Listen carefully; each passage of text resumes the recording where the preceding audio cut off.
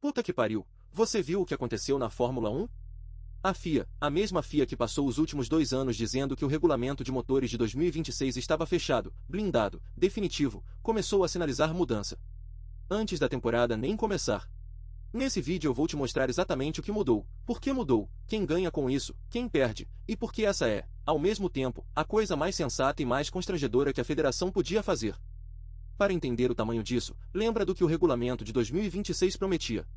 Motor com quase metade da potência vindo de eletricidade. Fim do MGUH, aerodinâmica ativa no lugar do DRS, tudo desenhado numa planilha, lá em 2022, para um carro que só ia rodar de verdade em 2026. O problema é que planilha não freia em curva. Quando os primeiros protótipos começaram a rodar em simulador e em pista com os novos powertrains, apareceu um detalhe inconveniente.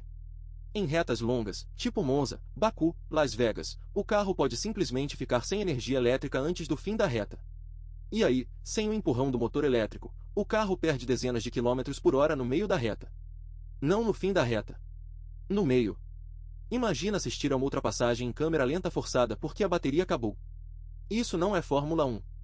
Isso é corrida de kart elétrico de shopping no sábado à tarde. Os pilotos notaram primeiro. Em testes de simulador, mais de um relatou a mesma sensação: o carro morre na reta. A associação dos pilotos levou isso para as equipes. As equipes levaram para a FIA.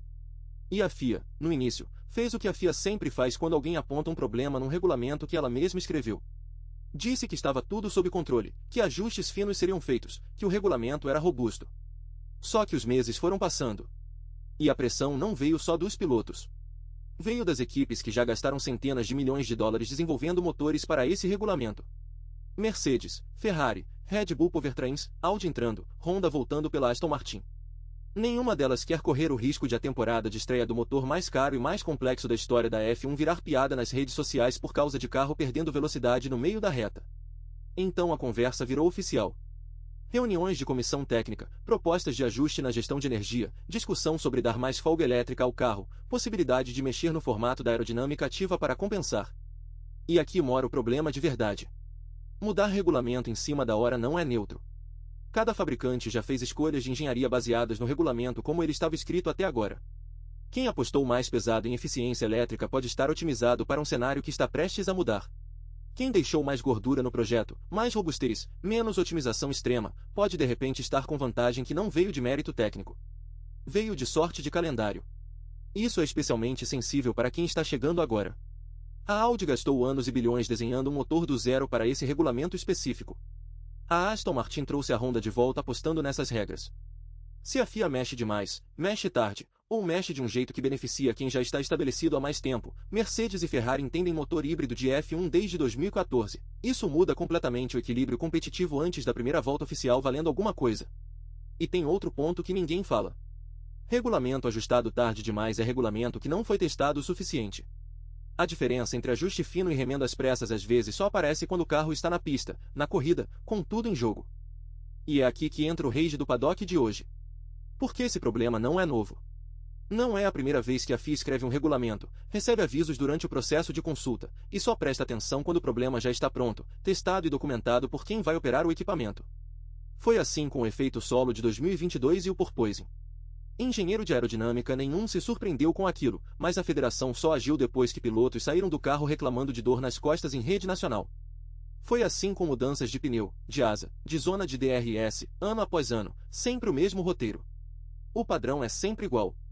A federação escreve a regra isolada numa sala, com simulações que nunca capturam 100% da realidade, e só corrige depois que o estrago técnico, e às vezes o estrago de imagem, já apareceu publicamente. A diferença, dessa vez, é que o estrago apareceu antes da temporada começar. E isso, por mais estranho que pareça, é a melhor notícia possível. Porque o clímax dessa história não é uma corrida. É uma reunião. É o momento em que a FIA, depois de meses dizendo que estava tudo sob controle, sentou com as equipes e admitiu, em documento de trabalho, que ajustes na gestão de energia e na aerodinâmica ativa estão sendo avaliados para a temporada de estreia do regulamento, antes da primeira corrida valendo pontos. Não é um pedido de desculpas. A FIA nunca vai chamar isso de erro. Vai chamar de evolução do regulamento, ou de resposta ao feedback das equipes. Mas na prática é a federação dizendo, nas entrelinhas, que talvez tenha simulado isso errado. Então quer dizer que a galera reclamou, os pilotos reclamaram, a torcida reclamou, aí a FIA percebeu que talvez fosse uma boa ideia ouvir quem dirige os carros. Revolucionário. Fica a pergunta para quem entende de regulamento. Dá tempo de ajustar isso sem sacrificar quem já investiu bilhões apostando na regra como estava escrita? Ou a gente vai ver 2026 começar com 6 fabricantes diferentes, 6 interpretações diferentes, e a FIA correndo atrás do próprio rabo de novo? Comenta aí embaixo. E mais uma coisa antes de fechar. Esse tal Mohamed, errado mesmo, abrasileirado, como caipira que sou, consegue ser mais teimoso que mula quando empaca. Levou meses, para admitir o óbvio que o paddock inteiro já sabia há mais de um ano. Mas pelo menos dessa vez admitiu antes da bandeira quadriculada. Já é alguma coisa.